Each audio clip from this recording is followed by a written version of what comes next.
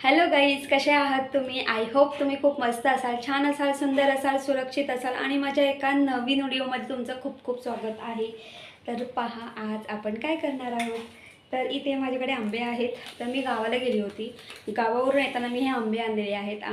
जेव्हा मी गावाकडे गेली होती, म्हणजे आईकडे गेली होती, तेव्हा संध्याकाळी साधारणपणे 6-6:30 वाजता आम्ही शेतात गेलो होतो.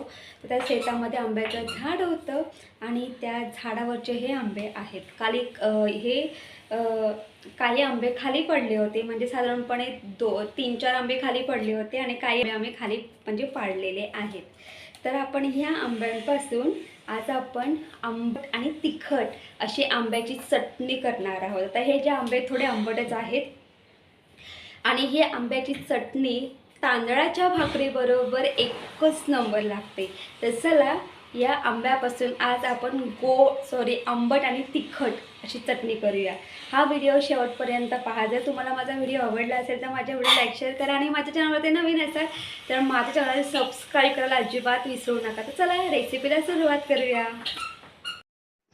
तर पहा, आज आपण आंब्याची चटणी करणार आहोत. कच्च्या आंब्याची चटणी करणार आहोत. आता हे जे आंबे आहेत, तर मी गावाला गेली होती.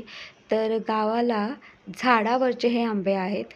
तर पहा, इथे आपण कच्च्या आंब्याची चटणी करणार आहोत. त्यासाठी मी एवढे सगळे आंबे वापरणार नाही आहे. मी फक्त 4 आंबे घेतले होते आणि आपण 4 आंब्यांपासून ही चटणी करणार आहोत. आता पहा, आंब्याची चटणी तुम्हाला किती क्वांटिटीमध्ये हवी आहे त्यानुसार तुम्ही आंबे घ्यायचे आहेत. मी ते 4 आंबे घेतलेले आहेत.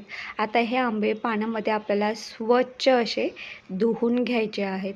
आता हे आंबे स्वच्छ धुवून घेतल्यानंतर हे जे आंबे आहेत, हे आंबे आपण किसून घेणार आहोत. तर पहा, हे जे आंबे आहेत ना, हे आंबे आता पिकण्याच्या तयारीमध्ये आहेत. तर हे आंबे हलके गोड आणि हलके आंबट असे आहेत. आता किसल्यानंतर तुम्हाला हा जो आंबा आहे तो तुम्हाला अगदी पिवळा असा दिसेल, म्हणजे येल्लो कलरचा दिसेल, कारण तो पिकण्याच्या तयारीमध्ये आहे.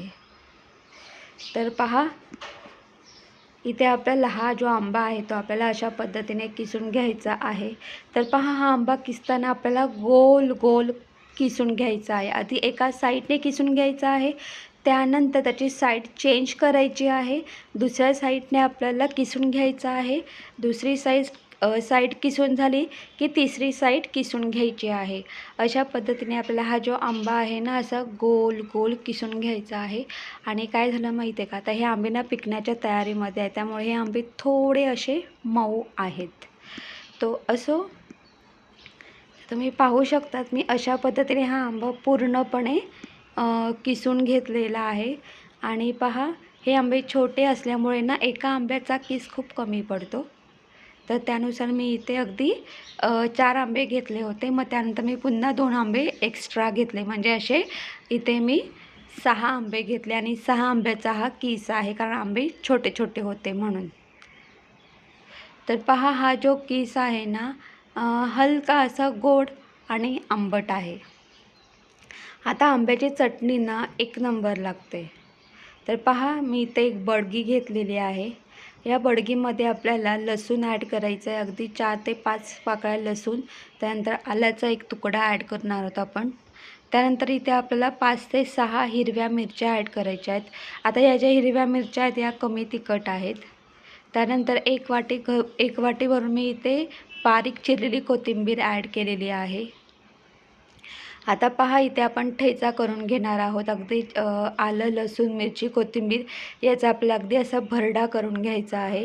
तर पहा, इथे मी कमी तिखट मिरची वापरलेली आहे. जर तुम्हाला ही चटणी अगदी झणझणीत हवी असेल, तुम्ही जास्त तिखट असलेल्या मिरच्या वापरू शकतात.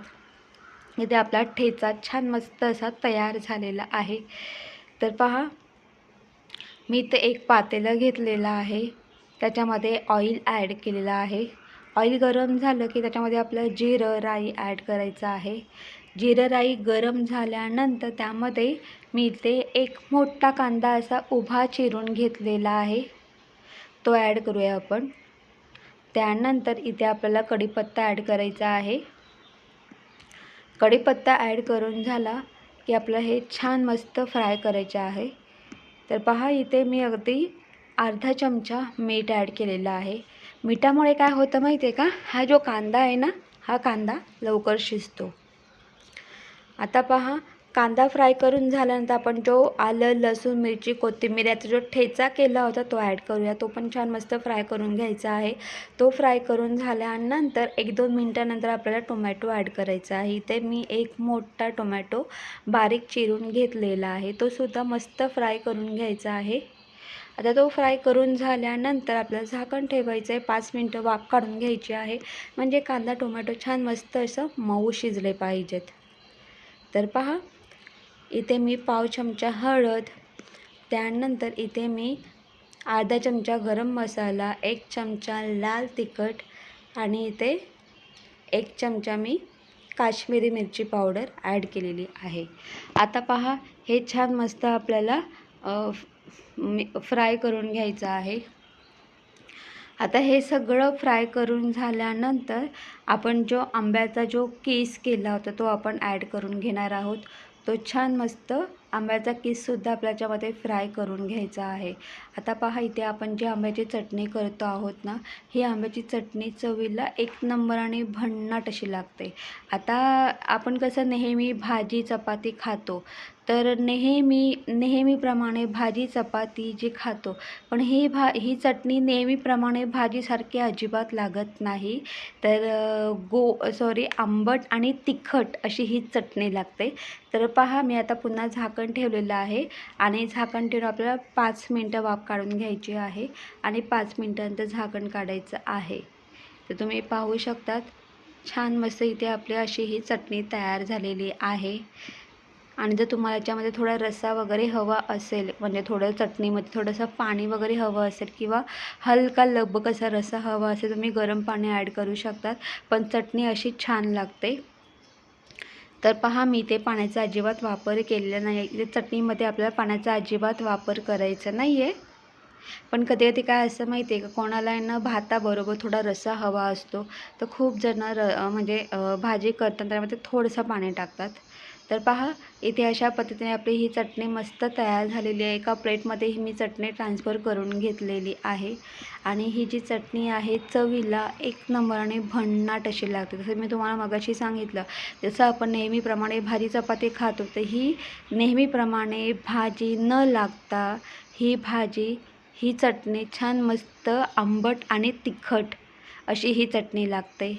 आता ही जी चटणी आहे, ही चटणी मी घावण्याबरोबर खाणार आहे. तुम्ही ही चटणी भाकरी, चपाती, फुलका याबरोबर खाऊ शकतात किंवा तुम्ही राईसबरोबर सुद्धा ही चटणी खाऊ शकता. तुम्ही सुद्धा अशा पद्धतीने कच्च्या आंब्याची चटणी नक्कीच करून पहा. चवीला एक नंबर आणि भन्नाट अशी लागते.